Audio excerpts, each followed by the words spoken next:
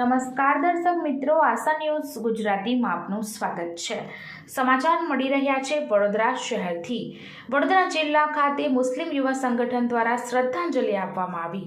વડોદરા જિલ્લાના મુસ્લિમ યુવા સંગઠન દ્વારા રાજકોટમાં ગેમ ઝોનમાં જે દુર્ઘટના થઈ, જેના ભાગરૂપે ગઈકાલે રાતે પાણીગેટ દરવાજાથી દૂધવાડા મહોલ્લા સુધી રેલી કાઢીને કેન્ડલ પ્રગટાવીને શ્રદ્ધાંજલિ આપવામાં આવી હતી। મોટી સંખ્યામાં મુસ્લિમ ભાઈઓ તથા વિસ્તારના રહીશો જોડાયા હતા અને ન્યાયની માંગણી કરી હતી। Bureau report, Vadodara.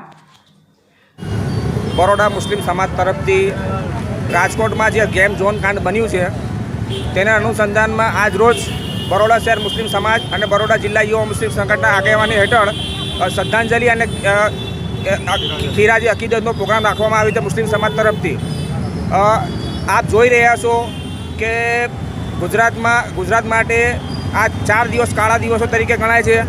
પહેલાં સુરતનું તક્ષશિલા કાંડ, પછી ઝૂલતો પુલ, મોરબી કાંડ, તે પછી બરોડા શહેરનું દિલ ધડકાવી દે એવું બોટ કાંડ અને રાજકોટનું જે ગેમ ઝોન કાંડ છે।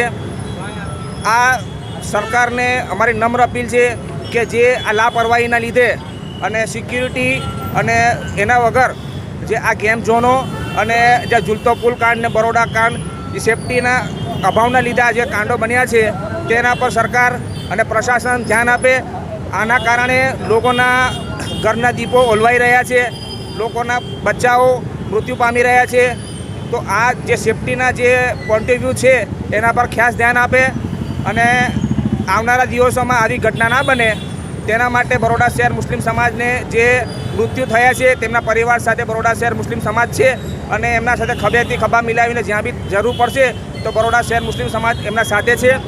તો હવે આવનારા દિવસોમાં આવું ના બને તે માટે અમે એક શ્રદ્ધાંજલિનો પ્રોગ્રામ રાખેલું છે।